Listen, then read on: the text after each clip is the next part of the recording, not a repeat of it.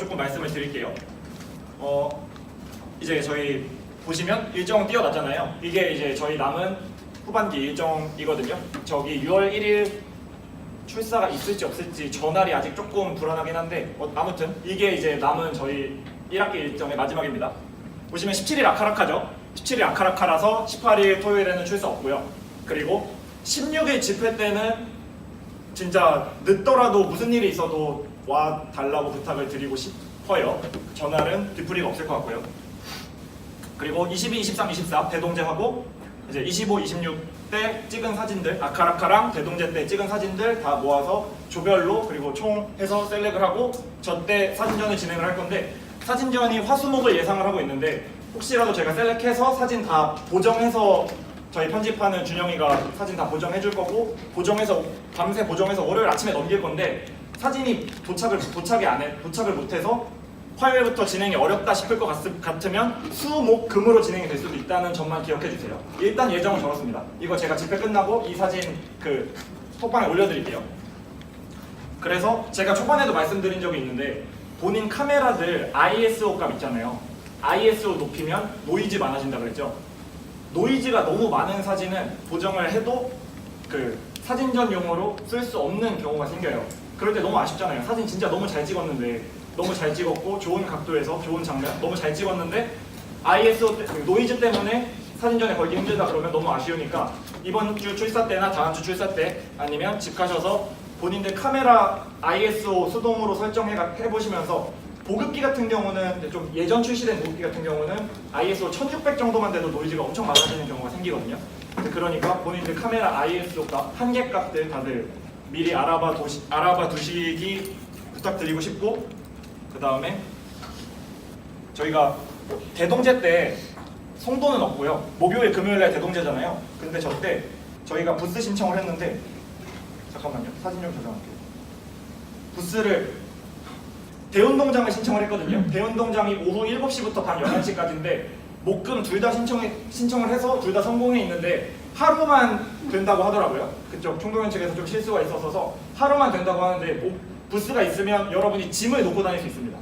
짐을 부스에 카메라 가방에 저희가 부장단들이 지키고 앉아있을 거니까 카메라 가방이랑 뭐 본인들 수업 끝난 가방이랑 옷이랑 다 무겁잖아요. 그런 거 대운동장에 놓고 편하게 다니실 수 있거든요. 부스가 없는 날은 동아리방 이용하시면 될 것 같고요.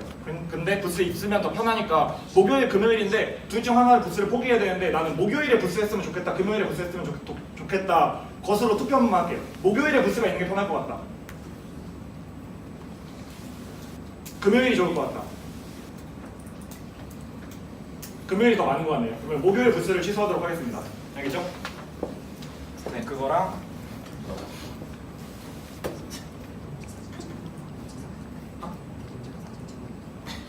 그리고 저희 대동제 때도 사진을 찍어 주셔야 됩니다.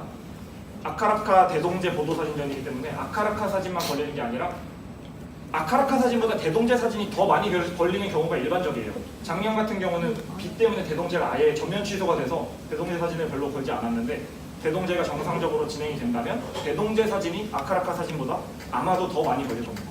알겠죠? 공지는 여기까지니까 치마반은 빠지죠. 치마반 언제?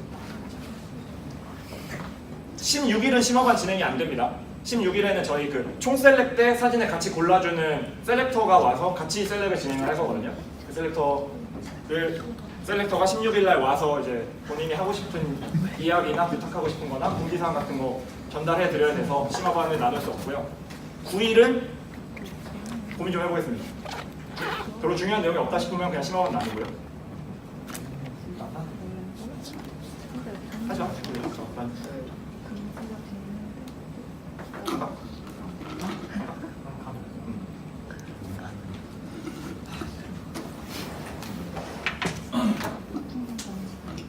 혹시 대동제나 아카라카 관련해서 궁금하신 거 있나요?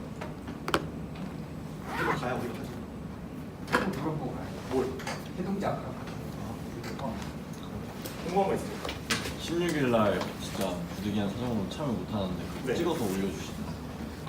중요한 전달 사항은 제가 적어서 톡방에 올려드리던가 하던지 할게요. 알겠습니다. 적셀렉이랑 네. 총셀렉은 몇 시부터 몇 시까지 조셀렉은 전알이 맞아 이 얘기 안 했다. 전알이 그리고 입실렌티거든요. 그래서 입실렌티 가고 싶은 분들 저희가 그거 해서 입실렌티 가고 싶으신 분들 저희가 조사해서 그 호영회 측에 티켓 구해달라고 인원수 넘겼는데 입실렌티 가시는 분들끼리만 아마도 조편성을 해서 그분들은 그러니까 조셀렉은 조별로 따로 할 거고요. 조셀렉은 조별로 따로 할 거라서 어느 조는 오전에 하고 어느 조는 오후에 하고 그럴 거라서 정확히 말씀을 드리기 힘들고 총셀렉은 제가 셀렉터랑 한번 얼른 얘기를 해보고 시간 최대한 빨리 공지해드리도록 하겠습니다. 아직은 미정입니다.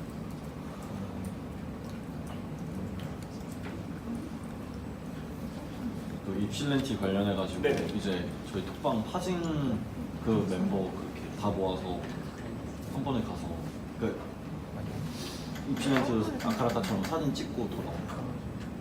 찍으셔도 되고 가서 근데 카메라 갖고 가세요. 찍을 거 많을걸요 그래도. 네. 근데 뭐 저희 측에서 요구하는 건 전혀 없습니다. 그냥 입실렌티를 참여할 수 있는 기회를 제공해드리고 싶어서 호영회 측이랑 하고 있는 거라서. 네. 스태프 지금은 확답은 되게 어렵습니다.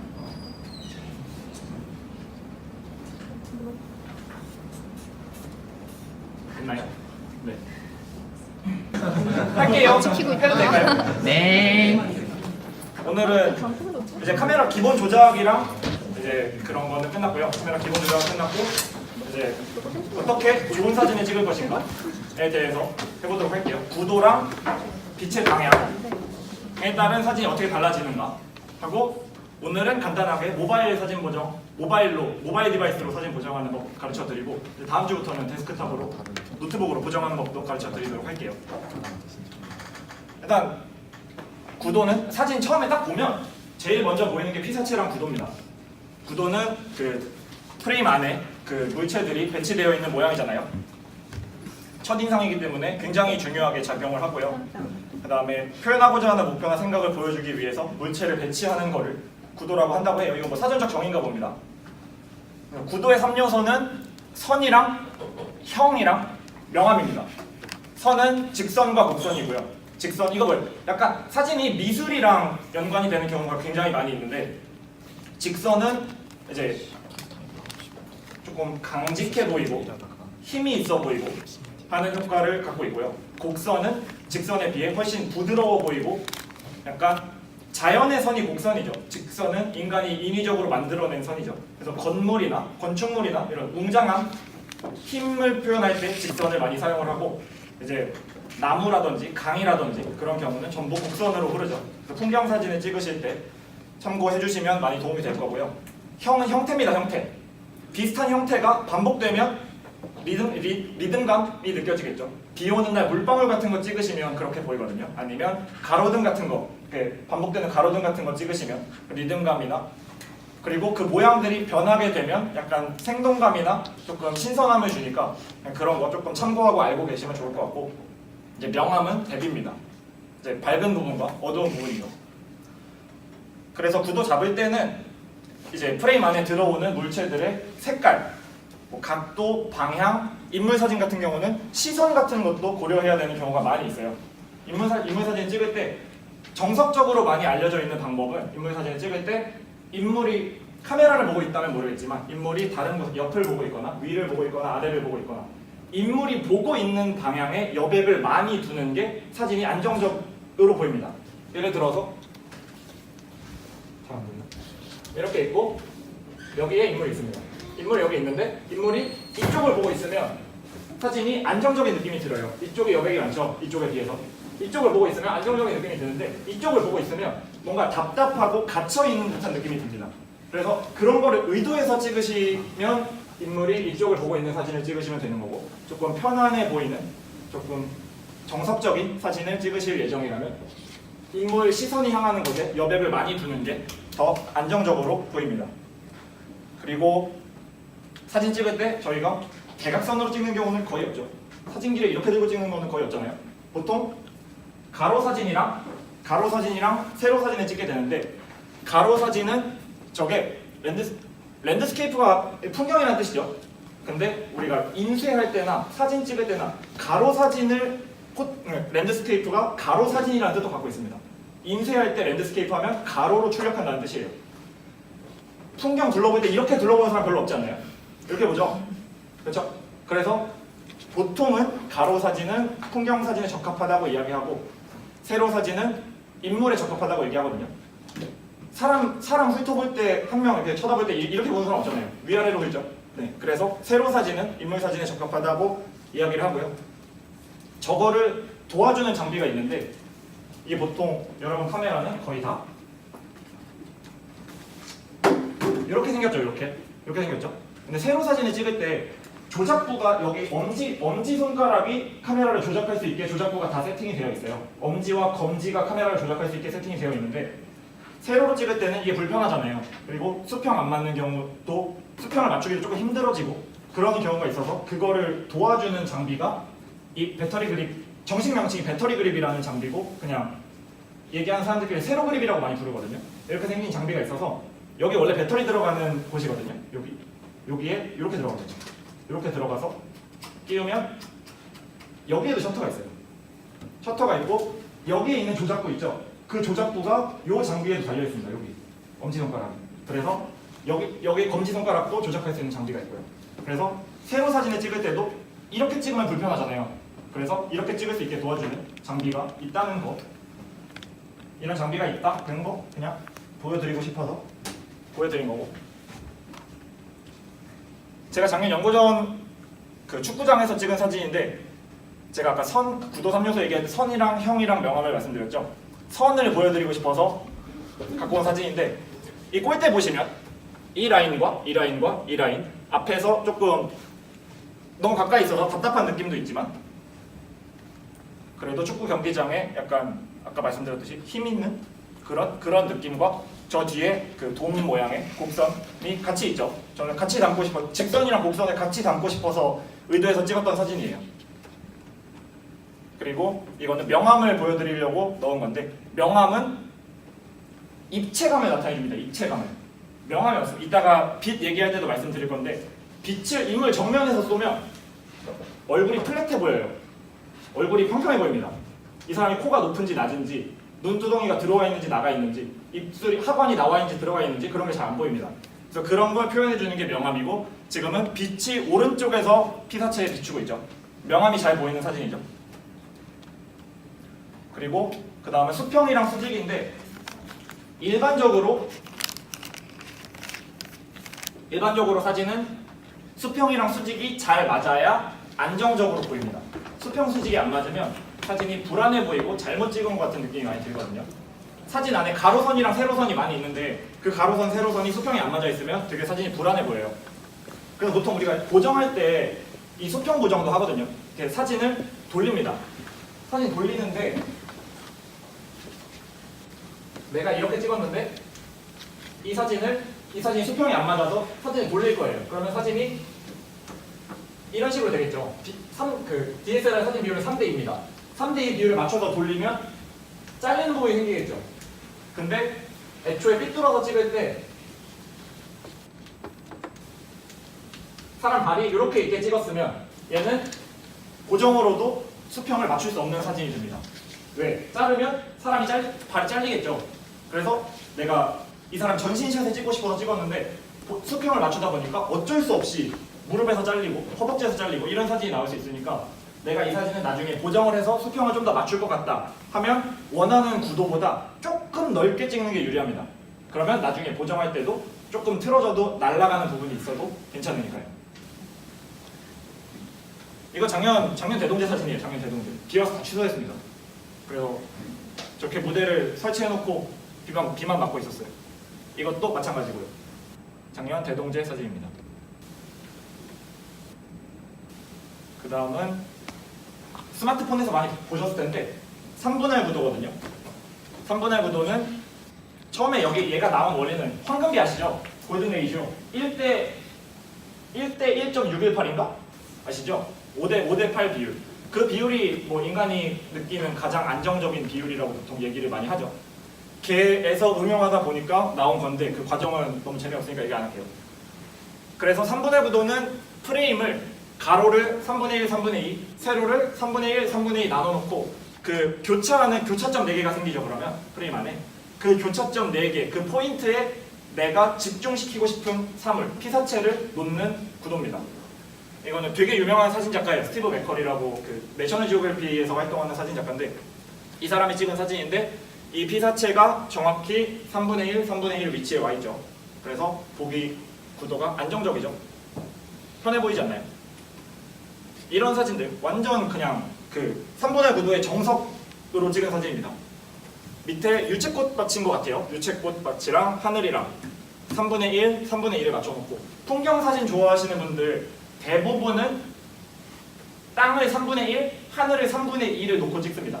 근데 내가 표현하고 싶은 게 뭐 땅에 뭐 꽃밭을 많이 표현하고 싶다거나 아니면 뭐 아래 뭐 사막을 많이 표현하고 싶다거나 한다면 2대 1로 나누는 경우도 많이 있지만 일반적으로 1대 2로 나누는 경우가 더 많거든요. 그렇게 맞춰서 찍으시면 DSLR에도 찍으실 때 그 안에 격자를 넣는 기능이 들어 있으니까 여러분 그리고 그 포커스 포인트 있죠. 그 포인트가 가운데 하나만 있는 게 아니잖아요. 여러 개 있잖아요. 그 포커스 포인트가 3분의 1, 3분의 2 지점에 있는 경우가 대부분입니다. 거의 다 그 지점에 있어요. 그래서 그 지점에 맞춰서 찍으시면 조금 안정적으로 찍으실 수 있죠. 저 나무도 3분의 2 지점에 있죠. 가로 3분의 2 지점. 부끄럽지만 제가 찍은 건데 하늘을 더 많이 보여주고 싶어서 저는 1대 2로 찍었던 사진입니다. 이렇게 딱 나뉘죠. 딱 3분의 1 지점에 바다가 딱 끝나고 윗부분에는 하늘이 있습니다. 이거는 작년 시인전 준비를 하면서 찍었던 제가 찍었던 제 사진입니다. 김루시 찍은 제 사진인데 3분의 1, 3분의 1 딱 나눠 놓으면 저 크로스 포인트에 제 맞박이 딱 가 있죠. 그러니까 구도는 잘 잡은 사진인데 피사체가 모자란 것 같죠. 그 다음은 사선입니다. 이제 제가 수평 수직 맞추는 거 중요하다고 말씀드렸잖아요. 수평 수직이 잘 맞으면 사진이 안정적인 느낌이 들고 보기 편합니다. 보는 사람이 보기 편해요. 근데 사진이 기울어져 있으면 불안해 보이고 약간 동적인 느낌을 줍니다. 수평 수직 사진은 정적인 느낌을 주고요. 저는 이 사진을 찍을 때 일부러 기울여서 찍은 거거든요. 제가 김루탄한테 걸어보라 그러고 이 사람이 걷고 있다는 거를 더 잘 표현하려고 기울여서 찍은 겁니다. 그러면 더 동적인 것처럼 보이니까요. 여러분 자전거 타는 사진이나 이제 자동차 광고에서 나오는 사진들 있잖아요. 막 되게 멋진 풍경, 이렇게 S자 꼬불꼬불한 도로에서 자동차가 달리고 있는 모습을 약간 대각선 위쪽에서 찍은 사진들. 그런 사진들 보십시오. 아니면 사이클 선수가 뭐 이렇게 기울어진 채로 그 자전거를 타고 코너링을 하는 사진이나 이런 사진들. 거의 열의 9은 사진이 기울어져 있습니다. 그게 그 동적인 거를 표현하기 위해서 그렇게 다 일부러 기울여서 찍은 사진들이에요. 사선 구도는 그런 느낌을 줍니다. 그리고 얘는 제가 찍은 이거 반포대교 사진인데 그 대각선으로 저는 이걸 사실 조금 잘못 맞춘 건데 여기를 3분의 1을 맞추고 싶었고 저기를 3분의 1을 맞추고 싶었는데 여기가 좀 내려갔죠. 근데 내려가 있으니까 이 밑에 있는 부분을 만들어낼 수는 없잖아요. 이미 못 찍었는데 만들어낼 수 없어서 이거 보정으로도 살릴 수 없는 사진이 돼버린 사진을 넣은 겁니다. 우리가 화이트 밸런스, 밝기, 색감 정도는 보정하면서 만질 수 있잖아요. 보정으로 만질 수 있죠. 뭐 라이트룸이나 이제 오늘도 조금 가르쳐 드리긴 할 건데 보정으로 만질 수 있는데 구도는 보정으로 만지는 게 불가능합니다. 해봤자 아까 이렇게 얘기한 사진 잘라내는 게 다예요. 잘라내는 것밖에 할 수 없기 때문에 프레임 안에 들어가 있는 피사체의 위치를 내가 임의로 바꿀 수 없잖아요. 그래서 구도는 사진 찍을 때 정말 가장 중요한 것 중 하나니까 많이 신경 써주시면 좋겠고, 이거는 소실점 구도입니다. 소실점은 프레임 밖에서 시작돼서 들어오는 선이 프레임 안에서 만나는 점이 있는 그 만나는 점을 소실점이라고 하거든요. 얘는 지금 연세로에서 그냥 길 찍으면 그냥 다 소실점이 생겨요. 길 찍으면 길 저 끝에서 이렇게 만나는 것처럼 원근감 때문에 길이 저 끝에서 만나는 것처럼 보이잖아요. 저 끝에서 만나는 저 소실점에 집중되어 보이는 원리를 활용하는 겁니다. 뒤에서 찍은 건데 작년 아카라카 모습이거든요. 저기로 사람들이 향하고 있는 것 같은 저쪽 가운데 쪽으로 집중되는 그런 느낌을 받을 수 있죠. 올해도 한번 찍어보세요. 올해 아카라카 때는 사람들 다 파란 옷 입고 해서 사진 되게 이쁘게 잘 나옵니다. 이거는 소실점 구도를 반대로 이용한 겁니다. 소실점을 프레임 바깥에 두고 프레임 양 끝에 두고 건축물을 찍으면 이 건축물 사진에서 많이 이용되는 방법인데 이 피사체가 굉장히 웅장해 보이는 효과가 있어요. 소시점이 이쪽 끝이랑 저쪽 끝에 있죠. 길이랑 저 저 구조물의 뼈대가 소시점을 만들어주고 있죠. 그 다음은 프레임 안에 프레임을 씌우는 겁니다. 우리가 사진 찍는 이 화면이 프레임이잖아요. 근데 이 안에 내가 임의로 다른 프레임을 넣는 겁니다. 어떤 거냐면 창문에서 사람 사진을 찍거나 창문에서 찍으면 창틀이 있죠. 창틀이 내 프레임 안에 새로운 프레임 역할을 하는 겁니다. 그래서 그 안에 있는 피사체에 더 집중되게 보여요. 아까 말씀 안 드리고 지나갔었지만 이 사진 있죠. 저는 사실 3대1, 3대2도 신경 썼지만 프레임을 의도하고 찍었던 사진이에요. 이 주변에 있는 나뭇가지랑 저 소나무 잎들이 내 사진 프레임 안에 또 다른 새로운 프레임을 만들어주고 있어서 저 가운데 보이는 섬이 더 집중되게 보이는 효과가 있죠. 이것도 마찬가지고요. 여기 저희 학교 논지당인데 여기서 사진 찍어보세요. 이뻐요. 위에 있는 단풍잎이랑 오른쪽에 있는 저 조그만 나무랑 아래에 있는 펜스가 프레임을 만들어주고 있죠. 그래서 가운데 있는 피사체들에 굉장히 집중이 잘 되는 사진이 됩니다. 이번에는 빛의 방향이거든요. 우리가 피사체를 찍을 때 사진은 제가 첫 시간에도 말씀드렸었죠. 빛으로 그리는 그림이라고. 빛을 담는 예술이다 뭐 이런 얘기를 하는데 카메라가 피사체를 찍습니다. 동그란 피사체를 찍을 때 내 카메라가 피사체를 찍는 방향과 빛의 방향이 같으면 순광, 45도, 사광, 옆은 측광, 역광, 사광이잖아요. 역사광이라고 부르고 그리고 뒤에서 들어오는 빛은 역광이라고 하죠. 처음은 순광, 정면광이라고도 하고 영어로는 프론트라이트입니다. 아까도 말씀드렸죠. 정면에서 비추는 빛이고 그 피사체의 색채, 디테일 같은 게 잘 보입니다. 근데 입체감이 죽어버려요. 빛이 정면에서 쏴버리면 이 사람이 코가 높은지 눈두덩이가 나왔는지 하관이 나왔는지 하나도 잘 안 보입니다. 그래서 인물 사진을 찍을 때 선호하는 빛은 아니에요.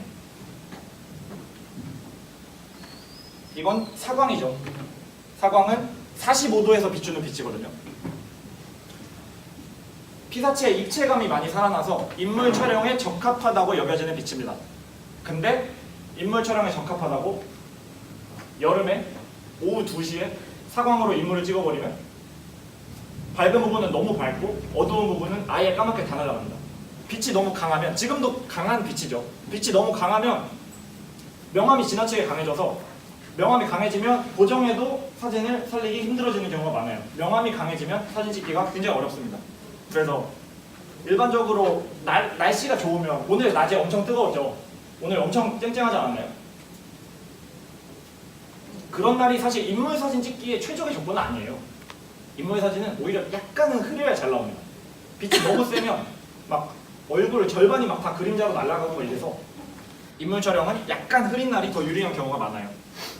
그리고 순광이랑 달리 사광은 빛의 각도가 조금씩 달라질 때마다 그림자가 확확 달라지기 때문에 그런 거를 각도를 모델한테 인물을 찍을 거라면 모델한테 고개 각도를 정말 조금씩 여기서 봐봐요. 내가 찍히는 거라고 가정하면 여기서 이렇게만 돌려도 아주 그냥 완전 다른 사진이 돼버립니다. 사광부터는. 세 번째는 측광입니다. 영어로는 사이드라이트라고 한대요. 옆에서 비추는 빛이고 표면 질감과 입체감이 저처럼 피부 안 좋은 사람이 사광 놓고 찍으면 아주 그냥 개박살이 납니다. 질감이 엄청 잘 보이기 때문에 피부 질감이 엄청 잘 보여요. 순광을 쏴버리면 피부 질감은 잘 안 보입니다. 다 그 빛으로 뭉개지기 때문에 잘 안 보이는데 측광을 쏘면 피부 안 좋은 사람들한테는 아주 그냥 쥐약이에요. 중량감이 느껴지고 갸름해 보인답니다. 그리고 거칠고 칙칙한 느낌을 줄 수도 있대요. 인물 촬영할 때 약간 저도 작년 신인전 때 저 측광 비슷하게 해서 얼굴 절반이 전부 그림자가 져버리는 사진으로 의도해서 찍으려고 했었는데 되게 생각보다 쉽지 않더라고요. 그러니까 제가 방금도 사광이 인물 촬영에 가장 적합한 빛이라고 말씀을 드렸었는데 절대 그냥 구도도 마찬가지고 절대 정답은 아닙니다. 그러니까 언제나 내가 의도하고 싶은 게 있잖아요. 내가 이 사진으로 뭐 어떤 걸 보여주고 싶다. 그런 거에 따라서 빛 방향도 그렇고 당연히 구도도 그렇고요. 달라지니까. 이번에는 역사광입니다. 제가 제일 좋아하는 빛이에요. 인물 촬영을 할 때. 이제 후면 45도 정도에서 비추는 빛이고 인물 촬영 시 밝은 띠를 만들 수 있다는 건 무슨 얘기냐면 이건 사진으로 한번 보여드릴게요.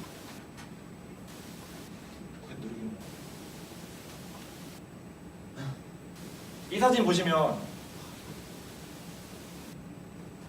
프로젝터라서 완전 잘 보이진 않는데 저 인물 주변에 빛이 뒤에서 들어오잖아요. 그러면 인물 주변에 하얗게 띠가 생깁니다. 특히 여자분들 머리카락에서 그게 엄청 잘 보여요. 근데 이건 제 프로젝터로 봐서 이따위로 보이는 건데 그게 실제로 사진 찍고 나서 보면 굉장히 이쁜 경우가 많습니다. 여러분도 꼭 찍어보시고 그 다음에 풍경 촬영 시 배경 그라데이션 효과는 무슨 말이냐면 역사광을 받으면 저쪽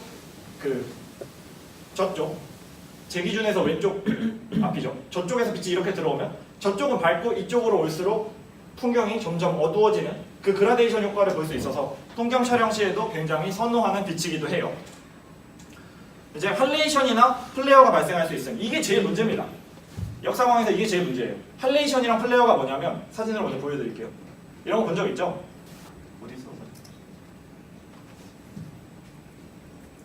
보면 할레이션은 여기 지금 이거 프로젝터라 잘 안 보이는데 여기 건물 여기가 광원이거든요. 역사광 이렇게 들어오는 건데 할레이션은 빛 주변이 이렇게 밝게 뿌얘지면서 피사체가 뭉개지는 겁니다. 역광에서 나타나는데 인물 촬영할 때 여러분이 보실 때 저를 찍으시는데 태양이 제 머리 위에 걸려 있다고 가정해 봅시다. 그러면 할레이션 때문에 제 얼굴이 이만큼이 뿌얘져요.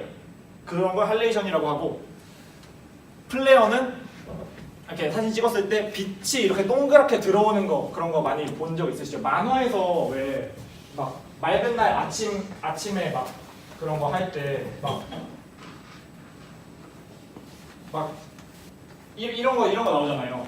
이게 플레어예요. 이게 할레이션이랑 플레어 전부 렌즈에 들어온 빛이 렌즈는 그 유리알이 하나만 있는 게 아니잖아요. 유리알 여러 개가 복합적으로 구성되어 있는 건데 그 유리알들 사이에서 지들끼리 빛이 반사돼서 생기는 겁니다.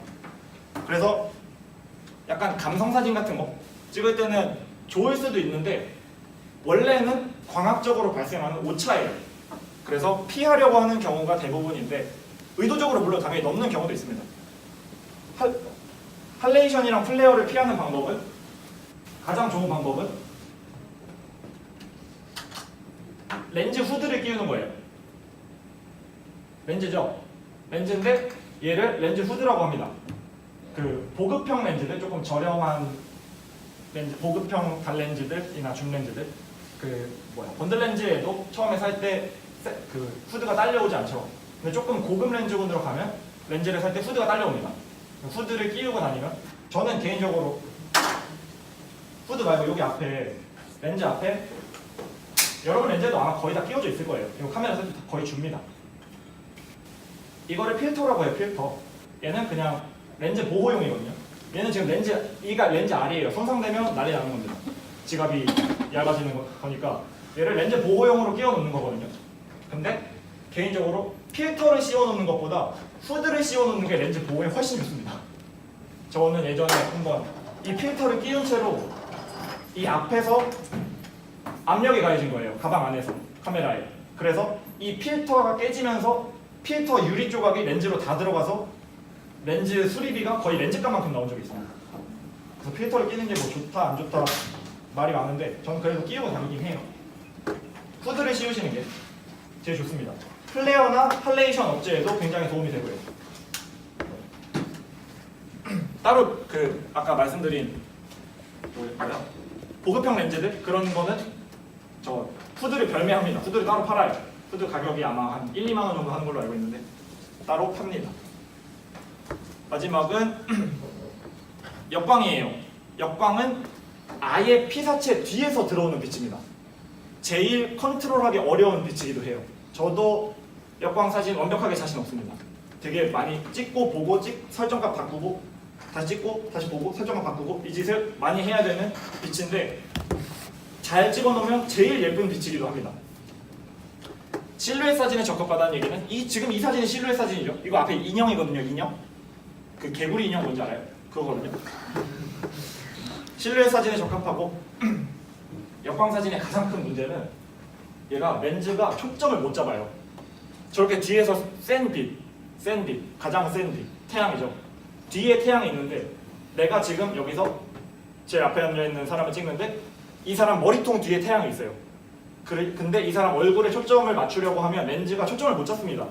찍 하면서 초점을 못 잡아요. 그게 제일 문제입니다. 그리고 노출도 굉장히 조절하기 어려워져요. 말씀드렸듯이 가장 어렵지만 잘 소화한다면 가장 멋진 빛이 될 수 있고요. 이거는 제가 요즘 우리 여기는 없나? 돌아다니다가 저희 동아리 사람들 카메라 메고 뛰어다니는 동아리 사람들 많이 봤죠? 그 졸업생회 프로젝트 요즘 하고 있어서 이거는 여러분들 알고 계시면 너무 좋을 것 같아서 슬라이드 하나 넣었는데 저희 학교는 남향이죠. 맞죠? 이게 정문부터 여기가 언더우드상이거든요. 정문부터 여기까지가 거의 여기가 정확히 남쪽입니다. 남쪽을 향하고 있어서 학교에서 어지간한 사진 포인트에서 인물을 세워놓고 찍으면 거의 남향입니다. 그래서 역광을 쓸 수가 없어요. 학교에서는 역광을 쓰려면 진짜 엄청나게 큰 태양보다 강력한 인공조명을 가져와서 피사체 뒤에 놓고 찍어야 됩니다. 그래서 남향이라서 순광이랑 측광 정도 해가 동쪽에서 떠서 서쪽으로 지죠. 그래서 저는 그러니까 어느 정도로 하냐면 학교는 많이 찍어본 포인트이기도 하고 그렇다 보니까 해는 동쪽에서 떠서 서쪽으로 지잖아요. 그래서 해가 그 언더우드상 기준 사람이 서 있을 때 정남쪽에 있는 시간이 거의 딱 오후 1시입니다. 계절 상관없이 거의 딱 오후 1시예요. 그래서 1시 이전에 사진을 찍으면 인물 사진 왼쪽으로 빛이 들어오고 이후에 사진을 찍으면 오른쪽으로 빛이 들어오는 겁니다. 그런 거를 내가 생각하고 사진을 찍는 거랑 그냥 빛이 저기 있네, 그냥 어떻게 그림자가 지네 아무 생각 없이 사진을 찍는 거랑은 결과물 차이가 정말 엄청나게 많이 나요. 그러니까 그 정도만 알고 계셔 주시면 도움이 될 것 같아서 슬라이드 하나 넣었고요. 그럼 이제 그 어려운 역광 사진을 어떻게 찍을 거냐? 순광이랑 사광이랑 측광은 그냥 거의 평소에 쓰던 카메라 세팅을 놓고 찍어도 큰 문제 없이 잘 찍힙니다. 근데 평소 쓰던 카메라 세팅을 그대로 놓고 역사광이랑 역광에서 사진을 찍으면 못 쓰는 사진이 돼요. 그래서 역광을 다 공부하고 싶어 하는 건데 첫 번째는 노출 보정하는 겁니다. 노출 보정은 그 카메라의 노출계 조절하는 거죠. 역광 사진을 찍으면 빛이 뒤에 있기 때문에 피사체는 어둡죠. 그래서 찍으면 제가 그때 반사율 18% 이런 거 말씀드렸었잖아요. 피사체가 여기 있고 이 뒤에 광원이 있다고 칩시다. 그러면 여기는 다 엄청 밝겠죠. 근데 얘는 상대적으로 어둡겠죠. 근데 카메라는 말씀드렸잖아요. 찍고 싶어하는 게 뭔지 몰라가지고 얘가 평균 때려서 측광을 하면 이놈을 엄청나게 어둡게 만들어야 평균적인 밝기가 맞겠죠. 그래서 얘가 실루엣만 나옵니다. 얘를 살리려면 노출계의 노출 보정을 노출계를 한 스탑, 두 스탑, 정말 많게는 막 세 스탑 넘게도 올리는 경우가 있는데 보통 두 스탑 이하로 조절하면 되니까 그런 경우에는 이제 딱 그 정도 안 되잖아요. 빛이 얼마나 강한지 어느 정도의 빛의 세기면 노출을 0.7스탑 올리면 적당하겠구나. 이게 잘 안 되니까 좀 올려보고 찍어보고 너무 밝게 나오면 다시 인물이 너무 밝게 나오면 다시 노출계를 낮추고 찍어봤는데 어둡게 나오면 다시 노출계를 올리고 하는 식으로 찍으시면 되고 제가 말이 좀 까맣게 나온다고 근데 얘를 의도할 수도 있죠. 실루엣 사진 이런 거 있잖아요. 이런 걸 찍을 때는 오히려 노출계를 더 마이너스 떨어뜨리는 겁니다. 이 피사체 더 까맣게 만들려고 이 피사체의 윤곽선만 드러나게 하기 위해서는 노출계를 오히려 반대로 마이너스로 고정하는 거고요. 그 다음에 제가 전에 측광 모드 얘기할 때도 말씀드렸던 건데 그 노출 보정 다이얼 돌리는 방법 말고 아예 측광 모드를 변경해버려서 스팟 측광을 놓고 찍는 방법도 있습니다. 근데 저도 기본적으로 많이 선호하진 않아요. 그 측광 모드 바꾸는 게 말씀드렸잖아요. 노출 보정하는 것보다 귀찮다고. 노출 보정이 더 편합니다. 그리고 플레어 할레이션은 말씀드렸듯이 필터를 빼는 방법도 있고 렌즈를 닦는 방법도 있는데 귀찮지 않습니까? 그래요. 플레어랑 할레이션이 들어온다고 망한 사진은 아닙니다. 오히려 더 되게 감성적으로 보일 수도 있고 더 이뻐 보이는 경우도 있으니까 너무 막 피하려고는 안 하셔도 될 것 같고, 그 다음에 요즘 학교에서 그 졸업사진 찍죠? 그 저희가 하는 거 말고 그냥 진짜 정식 졸업 촬영하는데 그거 할 때 그 사진 찍는 곳 앞에 흰색 이만한 큰 무슨 펄럭펄럭거리는 판때기 갖다 놓고 찍잖아요. 왜 그러냐면 오늘 같은 날은 말씀드렸죠. 빛 들어오면 그림자 지면 이게 답이 없어요. 이게 뭐 보정한다고 되는 빛이 아닙니다. 오늘 정도의 색이면. 그래서 빛이 여기서 들어온다. 그러면 제 얼굴에 이쪽에 그림자가 생기겠죠. 그러니까 이쪽 아래에다가 반사판에 놓는 겁니다. 그 흰색 반사판에 놓으면 들어온 빛이 반사돼서 이쪽도 빛을 채워주기 때문에 그래서 조금 더 예쁜 인물 사진이 나오는 거고요. 플래시는 오해하시는 분들이 계신데 플래시 있잖아요. 저희 카메라에 쓰는 플래시는 야간에만 쓰는 게 아닙니다. 저는 오늘도 플래시 터트리면서 찍었어요. 왜냐하면 말씀드렸죠. 이쪽에 그림자 진다고. 그거를 플래시의 빛으로 채워주는 겁니다. 그래서 채우는 빛이라고 해서 필라이트라고 부르거든요. 플래시를 필라이트로 쓰는 겁니다. 그러면 촬영할 때 도움이 되는 경우가 많이 있어요. 그리고 역광 사진에서는 이런 사진 있잖아요. 아까 제가 보여드렸던 제 사진. 엄마야. 이런 거는 다 화이트 밸런스가 조정이 된 사진이에요. 화이트 밸런스를 제가 말씀드렸죠. 색온도를 높이면 사진이 따뜻해진다고. 색온도를 높이고 찍으면 이런 따뜻해 보이는 사진을 얻을 수 있는 겁니다.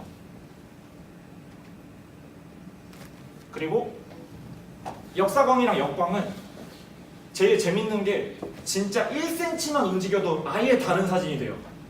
왜냐면 광원이 프레임 안에 들어와 있거나 빛이 아까 제가 사광에서도 말씀드렸죠. 요렇게만 각도 요렇게만 틀어도 아예 다른 사진이 된다고. 빛이 45도 뒤에서 들어올 때는 진짜 내가 조금 움직이던가 모델이 조금만 움직여도 정말 다른 느낌의 사진이 나와서 그래서 찍을 때 재밌어요. 광원의 위치를 이거는 뭐 예시를 보여드릴 수도 없고 다 케이스 바이 케이스로 설명해드릴 수가 없어서 찍어보시면서 아마 체득하시는 게 제일 빠를 겁니다. 그 다음에 나뭇잎이나 구조물 등으로 광원의 크기를 조절하라. 뭔 소리냐면 봐봐요. 프레임 안에 태양이 들어왔어요. 이러면 이 태양빛이 엄청 강해서 역광사진 찍을 때 그래서 여기 나무가 있으면 나뭇잎으로 태양을 조금 가리는 겁니다. 아니면 여기에 뭐 이런 건물이 있다. 그러면 지금 이런 상황이에요. 그러면 내가 조금 더 숙이면 내 카메라 위치를 조금 더 낮추면 이 태양이 이 건물에 반쯤 가리겠죠.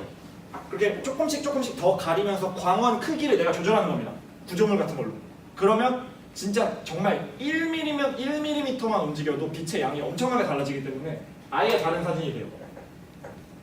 그리고 가장 쉽고 빠른 방법은 아마도 보정이겠죠. 화이트 밸런스 정도는 보정으로 만질 수 있고, 그 다음에 제가 말씀드렸듯이 그 노출 같은 경우도 안부는 좀 그래도 살릴 수 있다고 그랬잖아요. 그래서 찍어놓고 보정하는 겁니다. 그래서 말씀드렸죠. 저도 평소에 JPG 놓고 찍는데 역광 사진이나 조금 노출을 많이 살려야 돼요. 역광 찍을 때는 저도 로우로 찍습니다. 카메라 설정 바꿔서 로우 세팅해놓고 로우로 찍고 거기서 필요한 사진들만 보정하는 거예요. 그리고 이번 그 대동제나 아카라카 때도 사진은 전부 로우로 촬영하셔야 됩니다. 알겠죠? 그래서 메모리 같은 게 조금 부족하신 분들이 계실 텐데 메모리가 부족하신 분들이 계시면 부장단한테 얘기하시면 저는 제가 갖고 있는 메모리는 다 빌려드릴게요. 알겠죠? 그리고 사진 찍는 사람들 사이에서 이렇게 매직 아워라고 부릅니다. 사진을 찍기 제일 좋은 시간이에요. 일출 후 1시간, 그리고 일몰 전 1시간부터. 일출 때 일어나시는 분 계신가요? 아무도 없죠? 오늘 내가 일출 때 일어났다. 없죠? 그러니까 일몰 전 1시간 전부터. 저 때가 우리가 노릴 수 있는 가장 사진 찍기 좋은 시간인 거예요. 왜 그러냐면 낮에는 해가 여기 있잖아요. 태양이 여기 있으면 내가 역광 사진을 찍으려면 어떻게 할 겁니까? 카메라 여기다 놓고 이렇게 찍을 거예요? 이게 안 되죠? 일출 후 1시간, 일몰 전 1시간에는 해가 지평선 근처에 있습니다. 그래서 나랑 피사체의 방향을 바꾸면 사광, 그러니까 순광, 사광, 칩광, 역광, 역사광을 다 만들어낼 수 있어요. 그래서 제일 사진 찍기 좋은 시간이라고 하는 겁니다. 해가 위에 있을 때 위에서 내리쬐는 빛은 뭐 별로 필요 없어서 안 나오는 직하광이라고 하거든요. 위에서 아래로 내리쬐는 빛이라고. 근데 그때는 방향을 조절할 수 없으니까 저 시간에 사진이 이쁩니다. 그리고 빛이 위에 있을 때보다는 일몰 때 더 눈이 덜 부시죠. 눈이 덜 부시고 빛이 부드러워서 사진 찍을 때 훨씬 예쁜 사진이 나오고, 그다음에 일몰 직후, 그러니까 해가 수평선 아래로 떨어진다고 바로 어두워지는 게 바로 깜깜해지는 게 아니에요. 해가 안 보인 상태가 돼도 하늘은 밝습니다. 근데 그때 하늘색이 풍경 사진가들이 정말 막 보면 아주 신나하는 그런 색깔이라서 매일 날마다 구름 양, 뭐 대기 상태에 따라서 엄청 다른 색깔이 나옵니다. 그래서 막 보라색이 나올 때도 있고 파란색이 나올 때도 있고 빨간색, 노란색, 주황색 엄청 다양하기 때문에 그 시간을 풍경 사진가들이 가장 좋아하는 시간이에요. 이거는 아까 보여드린 실루엣 사진이고요. 이거는 작년 벚꽃 출사입니다. 역사광을 받고 찍은 사진이에요. 해는 지금 저쪽 위에 있습니다. 왼쪽 위에. 얘도 역사광이죠. 이렇게 인물 머리카락 보이세요? 저렇게 머리카락이 되게 예쁘게 잘 나옵니다. 아, 여기 보이네. 이게 플레어입니다. 이게 여기 들어온 게 되게 뭐죠? 감성 사진 같은 거. 이거 막 핸드폰 보정 어플 같은 데 보면 이 플레어를 집어넣는 기능도 있고 막 그렇죠. 그러니까 완전 안 좋은 것만은 아니기 때문에 이뻐 보이는 경우도 있기 때문에 이런 플레이어 기능이 있는 겁니다. 근데 그런 거 플레이어 넣을 때 빛이 저쪽에 있는데 플레이어 여기다 넣고 막 이러지 마세요. 그럼 욕 먹습니다. 사진 1도 모르는 사람이구나 막 이런 소리 들어요. 알겠죠?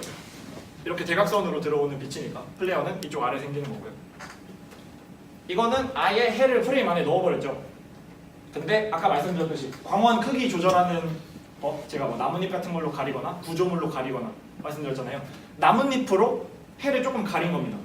그러니까 저게 해가 완전 나뭇잎이 하나도 없었으면 빛이 너무 세서 이 인물의 그림자가 너무 심하게 져서 보정으로도 힘든 사진이 됐을 텐데 나뭇잎으로 빛을 조금 가려놓으니까 보정하니까 살릴만 하더라고요.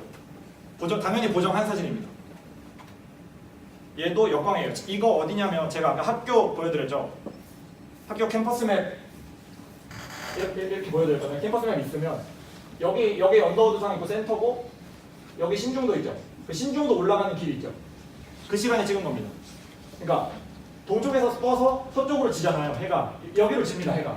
근데 해 지는 시간에 아까 말씀드린 매직아워에 피사체를 이쪽에 놓고 카메라 이쪽에서 이렇게 찍으면 역광을 잡을 수 있겠죠. 이건 가능합니다. 언더우드상 이런 데는 불가능하고요. 신중도 올라가는 길에서 찍은 거고, 이거는 작년에 승우가 저를 찍어준 사진, 부회장이 저를 찍어준 사진입니다. 이제 모바일 사진 보정. 저희가 그때 공지방에 저희 준영이가 작업해서 올려드렸었잖아요. 어도비 CC 사용하는 법 알려드렸을 텐데 아직 신청 안 하신 분들도 많을 텐데 그거 하세요. 그거 진짜 되게 비싼 그거예요. 원래 그거 구독하면 한 달에 2만 원인가? 그거를 학교 계정으로 신청해 놓으면 신청만 하면 무료로 쓸 수 있는 거예요. 그래서 그걸 신청하시면 모바일도 그렇고 데스크탑으로도 그렇고 라이트룸이라는 프로그램 들어보신 분도 계실 텐데 라이트룸이라는 프로그램을 사용할 수 있게 됩니다. 저는 모바일 라이트룸을 사용하지 않지만 저는 다른 프로그램 쓰거든요. 저 보정할 때 컴퓨터로 안 하고 이거 태블릿으로 해가지고 이걸 하는데 오늘은 이거 모바일 라이트룸이거든요. 핸드폰으로 키셔도 똑같습니다. 거의 크기랑 이런 것만 조금씩 다르고 여기다 핸드폰 연결해서 보면 너무 작아가지고 제가 일부러 패드에 하는 거니까 기능은 똑같으니까 보시면 돼요. 오늘 재화 형이 저를 찍은 겁니다. 오늘 찍힌 사진이에요. 여기 메뉴에 들어가시니까 일단 라이트룸에 가시면 이런 창이 나오는데 화면 원래 이렇게 없습니다. 여기 오른쪽 아래 보시면 사진 불러오기를 해서 이 사진을 가져오는 거예요. 가져오면 오늘은 간단한 것만 합시다. 제일 중요한 건 사진 보정할 때 항상 켜두고 보정을 하셔야 되는 거, 항상 보셔야 되는 게 히스토그램이에요. 히스토그램이 뭐냐면 얘거든요. 얘? 저 그래프? 저 그래프인데 왼쪽이 안부, 오른쪽이 명부입니다. 빛의 삼원색이 뭐죠? RGB죠, RGB. RGB입니다. 색의 삼원색이 마젠타, 시안 뭐냐? 모르겠고요. 빛의 삼원색은 RGB입니다. 저 RGB 채널별로 저기는 파란색만 보이죠? R은 레드잖아. 저기 빨간색만 보이죠? G 그린이고요. B 블루예요. 그 RGB 채널의 밝기가 이렇게 보이는 건데, 자 왼쪽 보시면 파란색이 훅 올라와 있죠? 무슨 뜻이냐면 어두운 안부에 파란색이 많다는 뜻입니다. 이 왼쪽이 안부니까. 그리고 이쯤 되면 명부인데 저 명부에는 그린이랑 레드가 많죠. 그러니까 명부에는 그린이랑 레드가 많다는 뜻이에요. 그러니까 저 히스토그램, 그리고 흰색은 이 히스토그램에 여기 흰색이죠. 맨 아래는 흰색은 RGB가 다 섞여 있는 곳입니다. 그래서 이 부분이 지금은 그래도 꽤 고르게 분포되어 있죠. 노출 보정에서 노출계를 쭉 아래로 당긴 다음에 노출을 마이너스 3스탑에서 사진 찍어 놓으면 이 히스토그램이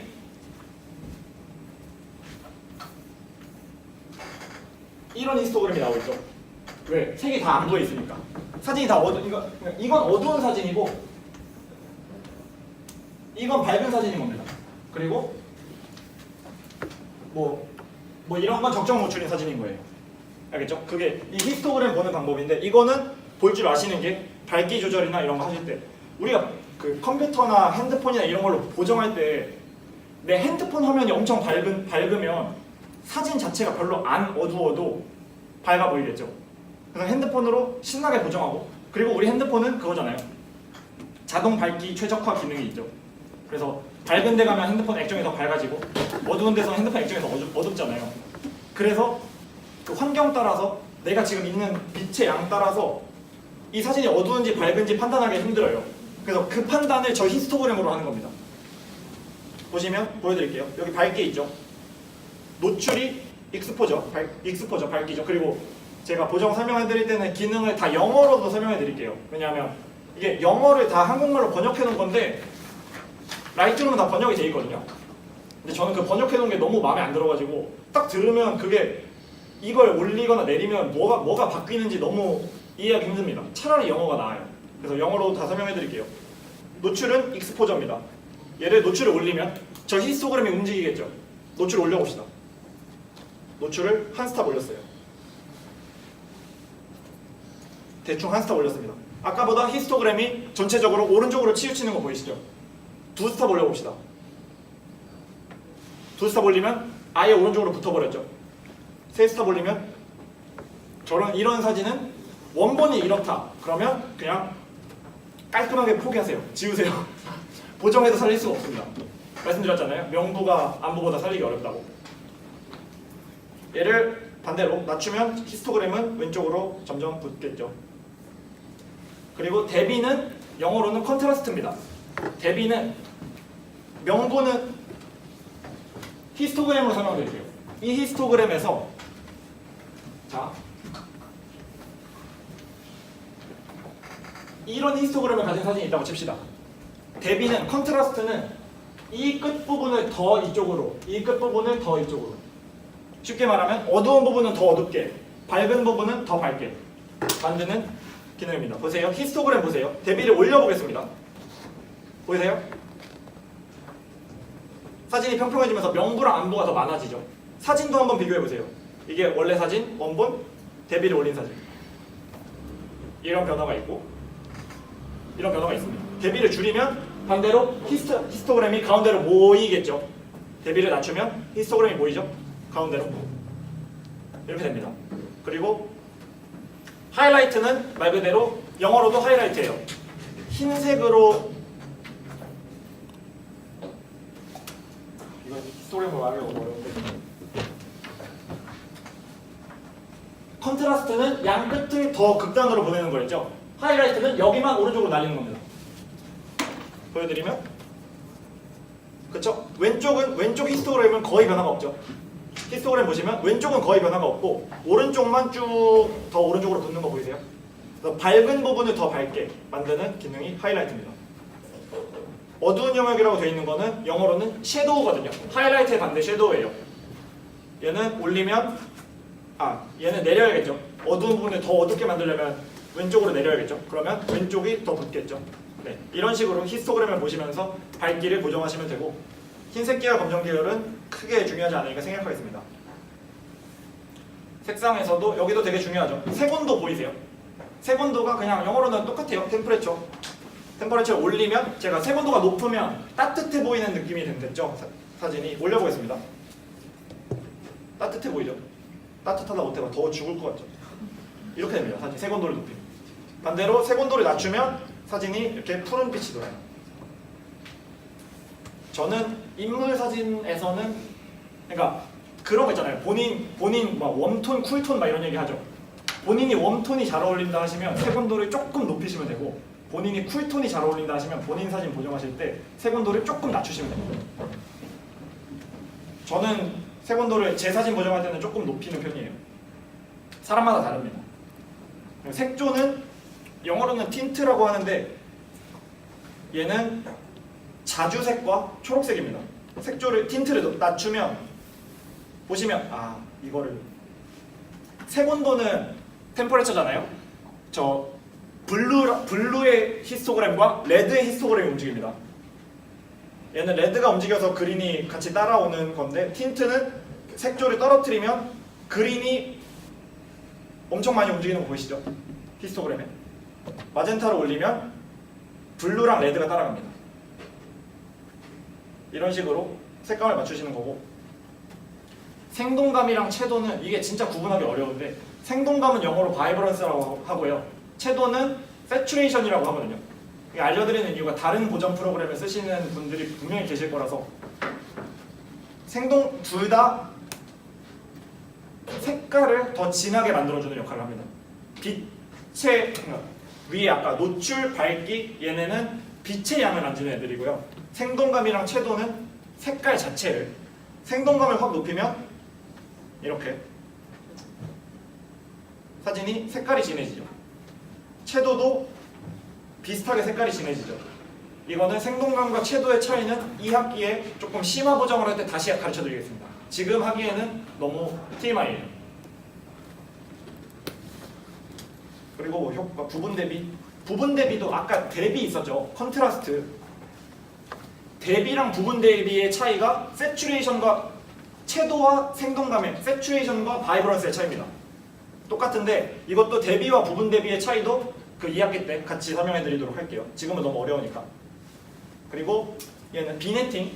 비네팅이 뭐냐면 핸드폰 카메라로 찍을 때는 크게 느끼지 못하실 텐데 여러분 DSLR 본드렌즈로 찍으실 때도 제일 광각으로 놓고 찍으면 가끔 사진 구석탱이 가장자리가 어두워지는 경우 있잖아요. 사진 가장자리가 어둡게 나옵니다. 빛이 충분하지 않아서. 그걸 비네팅이라고 하는데 비네팅이 생길 때는 반대로 후드를 빼야 됩니다. 알겠죠? 후드가 렌즈로 들어오는 빛을 가리잖아요. 그래서 비네팅이 더 생기니까 비네팅이 들어오면 후드를 빼십시오. 후드를 빼도 비네팅이 들어오면 고정해야죠 뭐. 비네팅 올리면 사진 주변부가 하얘지죠. 그리고 낮추면 주변부가 까매집니다. 비네팅은 사실 렌즈의 광학 오차예요.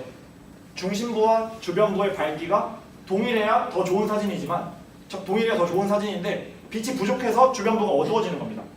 근데 가운데 있는 피사체에 집중시키려고 보정할 때 일부러 비네팅을 넣는 경우도 있어요. 저는 작년 신인전에 썼던 사진은 그런 사진도 있습니다. 일부러 가운데 있는 피사체를 더 부각시켜 보이게 하기 위해서 비네팅을 일부러 넣는 거예요. 이러면 저기서 카메라를 들고 있는 제가 더 잘 보이죠? 집중이 더 잘 되죠? 그레인 같은 건 생략하겠습니다.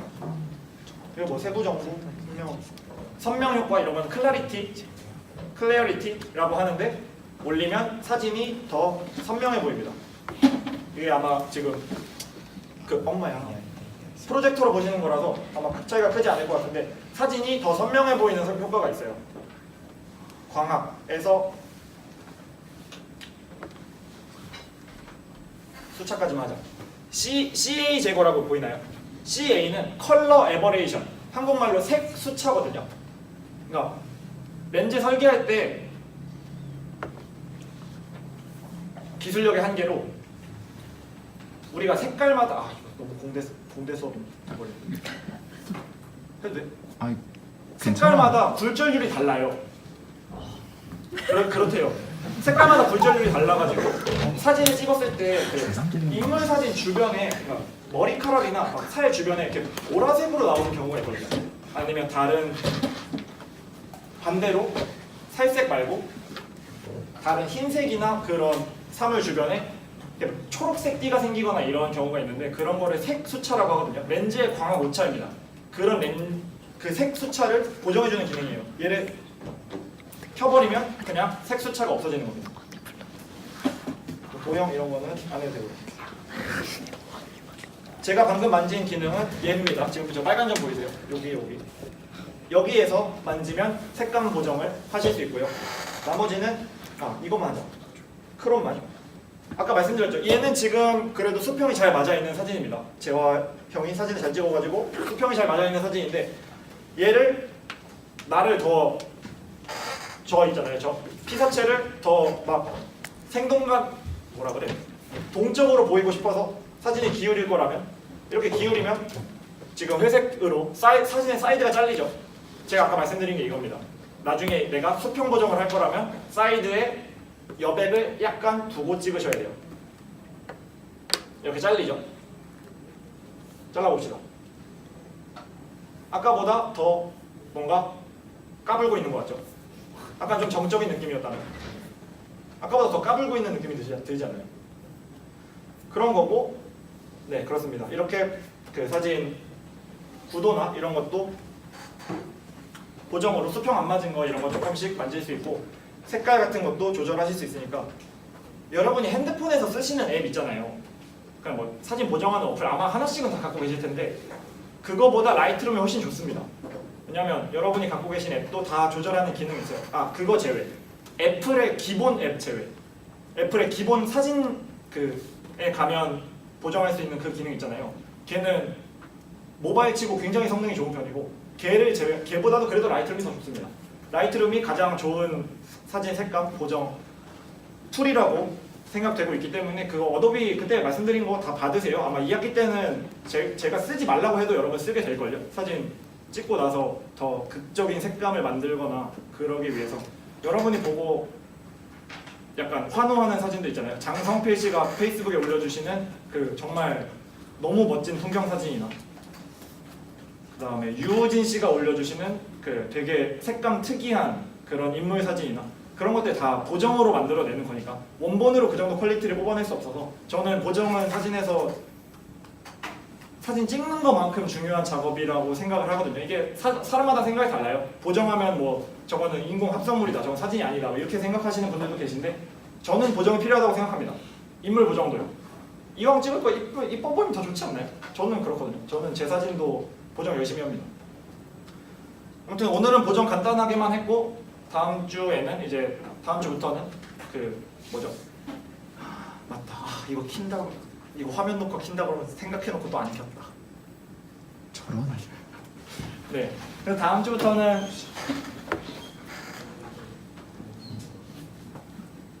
그렇게 하면 될 것 같고 그리고 대동제 때랑 아카라카 때 궁금하신 거 있거나 뭐 힘든거나 아카라카 티켓을 못 구했다고 저한테 카톡을 주시는 분들 구해달라고 카톡을 주시는 분들도 계신데 저도 없습니다. 저도 구하고 싶어요. 알겠죠? 개인 티켓팅 꼭 하시고 다 성공하셨으면 좋겠어요. 이번 주 출사지 얘기해도 되지. 이번 주 출사지 아직 공지 안 됐는데 올림픽 공원 갑시다. 이번 주에 올림픽 공원. 왜냐하면 이번 주 토요일에 밤에 그 롯데월드 타워 있죠. 거기서 또 불꽃놀이 한대요. 그래서 사진 동아리라서 그거를 찍고 싶어 하시는 분들이 많이 계셔가지고 올림픽 공원에서 하고 그 롯데월드 타워 불꽃놀이 보러 가실 분들은 그냥 보러 가시고 찍으러 가실 분들은 찍으러 가시고 아마 그러면 될 것 같습니다. 저희가 시간은 출사 끝나고 저녁 먹고 불꽃놀이 볼 수 있게 조정해서 저희가 집합 장소랑 시간이랑 다시 공지방에 공지할게요. 궁금한 거 있나요? 구도나 아니면 빛 방향이나 보정이나 아무것도 없나요? 그렇죠. 그러면 그리고 뭐지? 다음 주에는 괜찮으니까 겐톡으로 한 번 있었거든요. 보정 빨리 배우고 싶다고. 본인들 배우고 싶은 것들 저는 사실 여러분이 뭘 사람마다 다 다르겠지만 뭘 배우고 싶어 하는지 얘기를 많이 안 해봐서 정확히 잘 몰라요. 그래서 그냥 이 정도면 이게 필요하지 않을까 해서 그냥 제가 어린이학 때려 맞추기로 집회를 하는 거니까 여러분이 나 이거 진짜 배우고 싶다 알고 싶다 하시는 거 있으면 말씀해 주시면 제가 진짜 반영 잘 할 테니까 말씀해 주시고 공식 피플이 없으니까 집에 갑시다. 고생하셨습니다.